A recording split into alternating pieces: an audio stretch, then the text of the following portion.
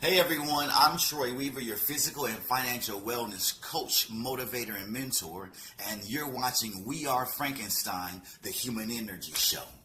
We talk about human energy manipulation and why health and wellness is so important. So in this particular video, it's called Death by Doctors. And we're going to be answering a couple of quick questions, but mainly we're going to be talking about why meal prepping is so important and why learning about our food and our health and wellness is vital to our family. In this particular video, we're also going to be answering three key questions. Number one, what is the third leading cause of death in America? Number two, how was the medical industry formed in America? And number three, what can we do to protect ourselves and our family from what we're learning today? So in this particular video, we're going to be meeting Dr. Gillian. He is the author of The Emperor Has No Clothes, and he does over 400 lectures per year. I'm going to be chiming in as this video goes, so let's get right into our lesson. Doctor, you hit on the third leading cause of death in the United States, and I'm sure most of us could figure it's either heart-related or cancer or diabetes, things like that. Can you clue us into what that is and why? Yeah, okay, and thank you for asking that, because this is the 10,000-pound gorilla in the room that nobody's talking about. The third leading cause of death, as published in the Journal of the American Medical Association, is MD-directed treatments. This means you go to a medical doctor, an MD. He gives you a treatment and you die from it. According to the United States Department of Health and Human Services, 15,000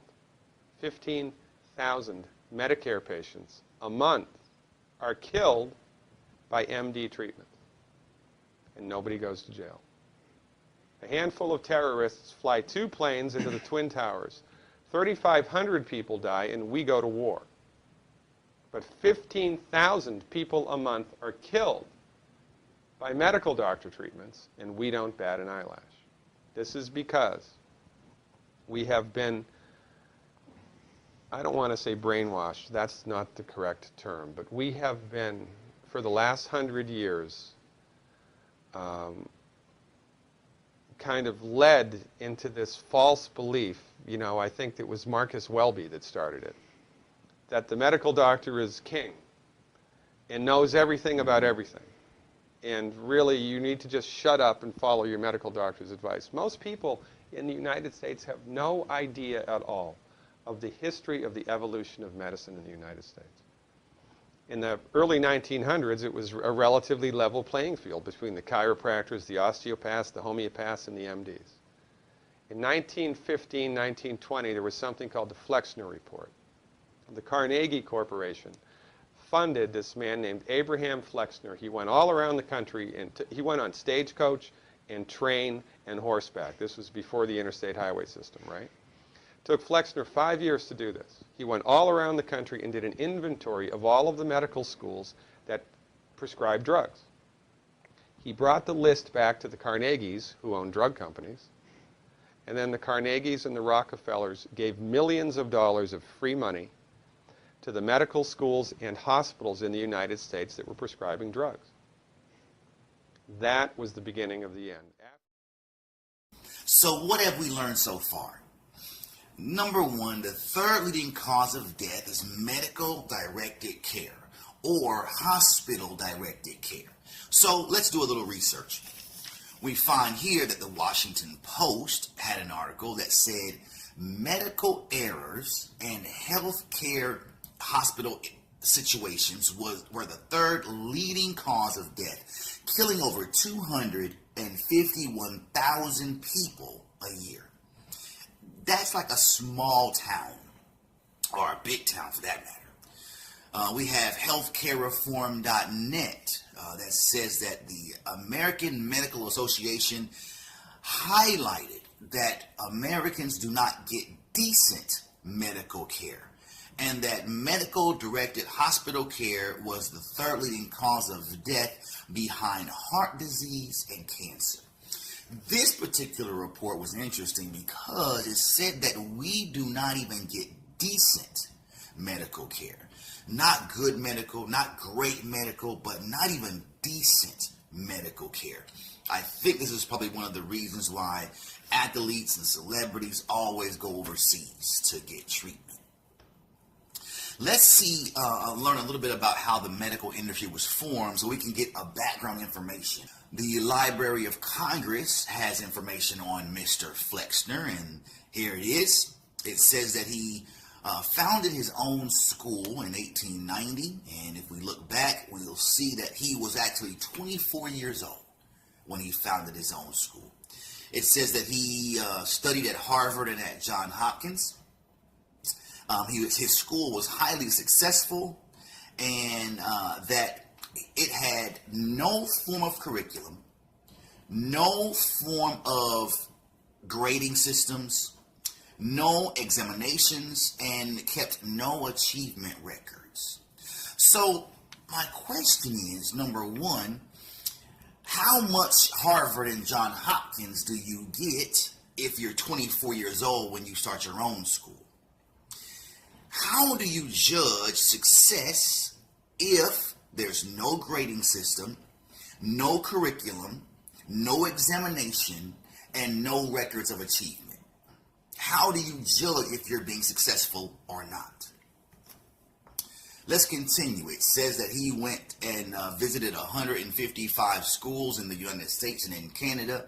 And out of the 155 schools, that these were medical schools, chiropractors, medical practitioners, holistic doctors, people that are giving out herbs and supplements. He suggested that 120 of those schools be closed. Here's why. It says that it was based on their lack of being able to follow protocol, procedures, and standards, and their inability to achieve the standard outlined in the Flexner report.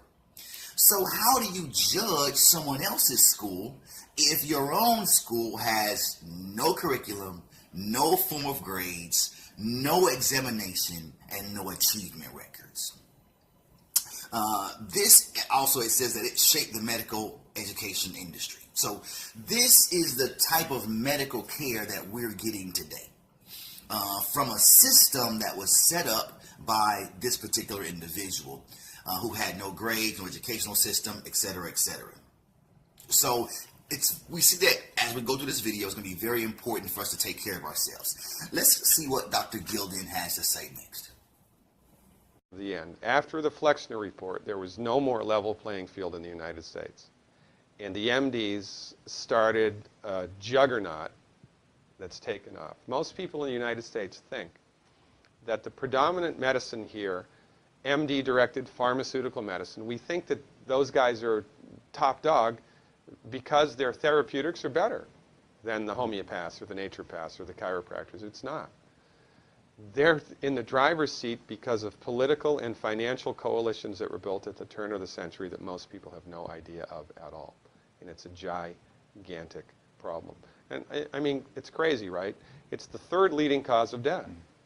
And yet, when the government makes noise about messing with people's insurance, everybody freaks out. And that's a whole other thing to talk about, isn't it? Because what is medical insurance? When you buy medical insurance, what are you doing? You're betting that you're going to get so sick you will not be able to afford it. Right? Yeah. Right. And then, so you pay good money every month to gain access to a system of medicine that's the third leading cause of death in the United States. We need our heads examined, quite frankly. That's why we give, Dr. Wallach and myself collectively, we give 400 free lectures a year. And we're building a grassroots network because people don't know this. I mean, I come to my lectures and they look at me and say, couch potatoes live longer? Medical doctors, the third leading cause of death? You know, what's going on here? Why do we have a social agenda? Because people are suffering needlessly. You wouldn't believe, as God is my witness, you would not believe the things that I've seen people recover from in holistic medicine. The body's ability to fix itself is remarkable. And most of the time, all that the body needs to do that is the raw materials that it needs to do that. And We need to stop eating food that's hurting the body. You know, if you put diesel fuel in an unleaded engine, even if it's a brand new Ferrari, it's going to run like crap if it runs at all. There's nothing wrong with the car, it just had the wrong fuel. It's the same with the human body. You give the human body the raw materials that it needs, clean up the diet, Superman, Superwoman. And you know, if you don't get to super status, then at least your blood pressure normalizes, at least your arthritis goes away, at least your anxiety and panic attacks go away, and you can sleep through the night. So here we are. We pay for insurance for the third leading cause of death. We're betting that we get so sick, as Dr. Gilden said. And he mentioned that if only we ate proper foods and stopped eating all the foods that are actually making us sick, then he has seen and I have seen how people recover. People recover from so many different illnesses, pains, and ailments that he was surprised and I've been surprised as well. So we see that eating proper foods, taking care of ourselves, is very, very important to our health and well-being, not only for ourselves, but for our family as well. If you would like help with your food and meal